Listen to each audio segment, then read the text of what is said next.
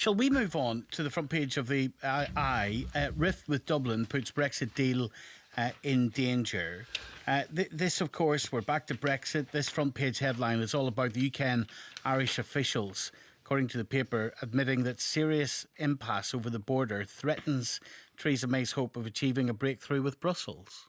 Yeah, and there's a bigger story, a fuller story on the front page of The Guardian, Stephen. Fox and EU deadlocked over Irish border deal, which actually, I think, lays out the problems that exist at the moment.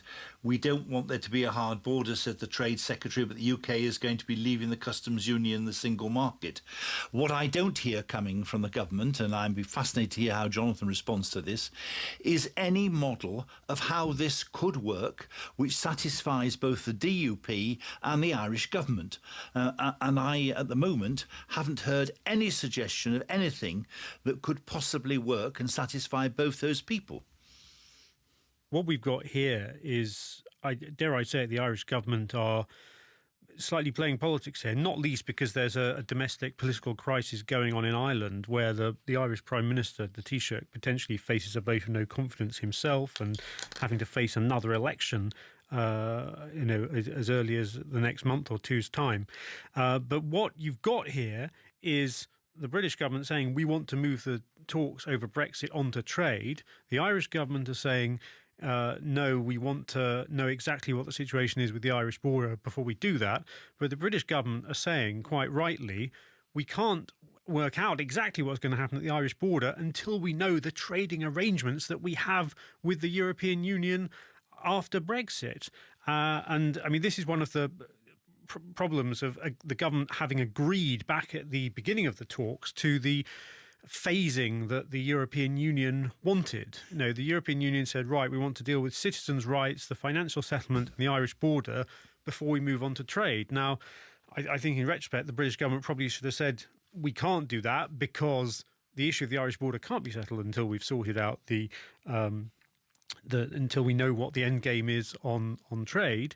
But dare I say it, if the British government had at that juncture in the talk said, no, we refuse to that timetable, they would have been criticised of being intransigent and unwilling to talk about anything. So I think the British government showed goodwill by accepting that European timetable at the beginning of the talks, but now it's being shown to be flawed because, as the European Union remind us, nothing is agreed until everything is agreed, and these issues are intertwined. Does this not flag up a basic explanation, Stephen Lowe, that when people were advocating Brexit, they hadn't thought through, they pretended that they had thought through the Irish border equation because they can't say what the solution is even now, to this day. They say it still needs to be worked out. Precisely. It was there during the Brexit debate, during the referendum. There was no clarity offered by anybody at that stage. Apart from those obviously who wanted to remain and wanted the situation to continue as it is. And the problem we now have, Stephen, which I see, is that I can't hear from Mr. Fox or anybody, whatever deal we get in relation to trade, how they are going to solve the problem of the Irish border. So if, for example, there are some trading relationships possible between the European Union and ourselves, it's certainly not going, but they have ruled out being members of the customs union and the single market.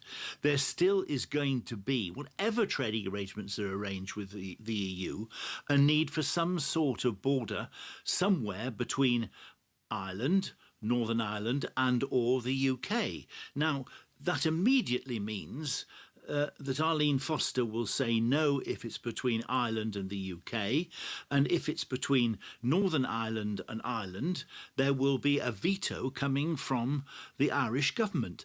And I still have not heard any government minister, and indeed any Brexiteer, actually coming up with a sensible solution, even including a trade agreement, of how we sort this out. Stephen, when you talk about a border, are you talking about a physical border or a notional border? Well, that's the question, isn't it? That's the big question, and I can't see at the moment we can avoid a physical border of some kind or other if we are outside the European Union. Well, on all sides of the debate have said they don't want a physical hard border between Northern Ireland and the Republic. And so it should be. We've had a common travel area between the two since 1922. And again, all sides are committed to that continuing. Look, we are going to need to be innovative about how we deal with this. But the nature of technology these days is that in terms of what I would say paperwork, but it's not paperwork, it's all done online. The recording of transactions can be done online before journeys are made. You don't need to have physical checks at the border. You need to have the ability of customs officers on both sides of the border to be able to do spot checks and so on. But it's rather like when people fill in their tax return at the end of the year. They fill in the paperwork or go online and explain what's happened, and then occasionally there'll be spot checks to check they've done it correctly. Jonathan, you know that's not true.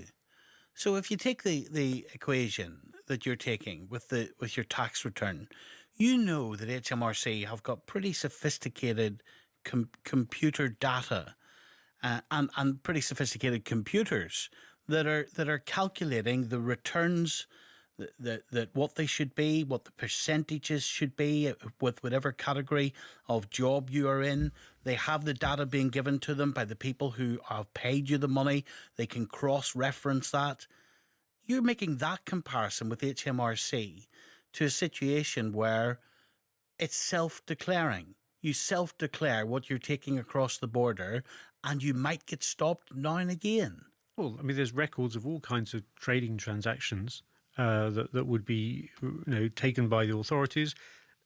Add to those self-declared ones, and you look at what happens in international examples, whether it be the border between the US and Canada, or between Sweden and Norway, because Norway is not in the European Union, it's not part of the customs union, and there are pretty friction-free borders in those places, and with goodwill on both sides and some imagination, surely this should be able to work. Stephen? Well, I still haven't had a clear answer, because at the moment you're sort of suggesting that this can be done by form filling and online and so on, and occasional checks. But as I understand it, and my observation of the border now between Northern Ireland and the Republic, there is no border, and farmers, for example, are moving cattle and sheep and so on across the border to markets in the south, and vice versa. There is an exchange of food right the way across the country of Ireland. Now, immediately, are we going to say that's got to stop, and people have got to fill in forms if they're going to sell their sheep, in the south or in the north, or sell their milk in the south or in the north? It doesn't make any sense. It's as if people just don't understand the nature of the relationships that now exist across the country of Ireland. Well, clearly there's always been trade across the border of Ireland, throughout the centuries. Although in terms of the total trade between Northern Ireland and the rest of the United Kingdom, it's a tiny, tiny proportion.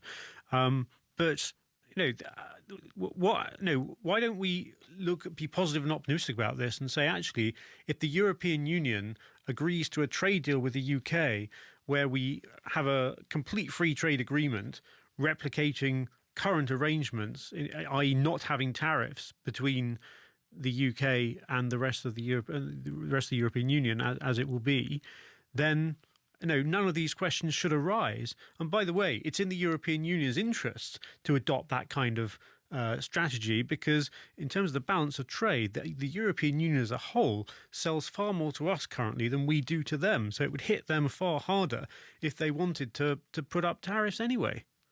But that's cow cuckoo land, Jonathan, because the European Union are quite clear.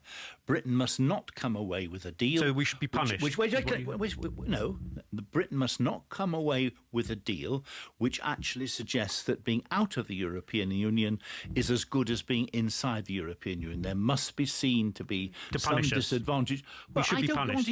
I'm not using that language. That's what it is, though, isn't it? It's a decision the British people have taken, and if you don't belong to the club, then You're punished. You don't get the advantages of membership.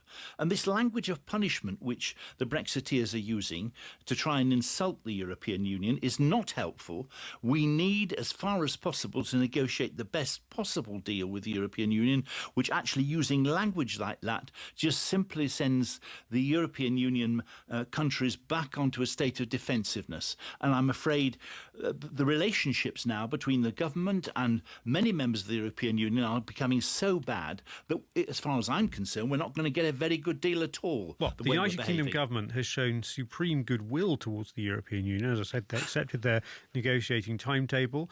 Theresa May, in her Lancaster House speech and her substance speeches, has made clear that the UK wants to fulfil its financial obligations to the European Union, which is going to be a not inconsiderable amount of cash that the European Union desperately needs. It's also, the government made it quite clear that we want to remain on very good terms with our European partners, our neighbours, our friends, and work with them in all kinds of different areas. But at the end of the day, the British people did vote to leave the European Union, and that does mean leaving the single market, leaving the customs union, taking back control of our money, our laws. No, it doesn't necessarily mean that. Well, it does, because people on the Remain campaign told us that was what we were voting for. No, that doesn't need to happen. And if we had It has actually... to No, it does result. not need to happen. Leaving the European Union means leaving its institutions, but it doesn't necessarily mean leaving the single market. Well, yes, it does, because that's a fundamental part of what the European Union is. It's what's costing us huge amounts of money. It's what encompasses the European Court of Justice. Having rules over the UK, its freedom of movement is a fundamental part of the single market. People want control of their borders. We were told by leading Remain campaigners throughout the referendum, a vote to leave the EU is a vote to leave the customs union, it's a vote to leave the single market. And that's what people voted for. And the government have got to deliver on it. And I would like to see the opposition working on that basis too. Indeed, I was disappointed by Barry Gardner, the International Trade Secretary, on the Andrew Marr programme yesterday morning, when he said, Labour were thinking perhaps we can stay in the single market, perhaps we can stay in the customs union, when actually he wrote a very good piece in The Guardian back in July explaining exactly why it would be wrong to do those things, not least because it would make Britain a vassal state of the EU.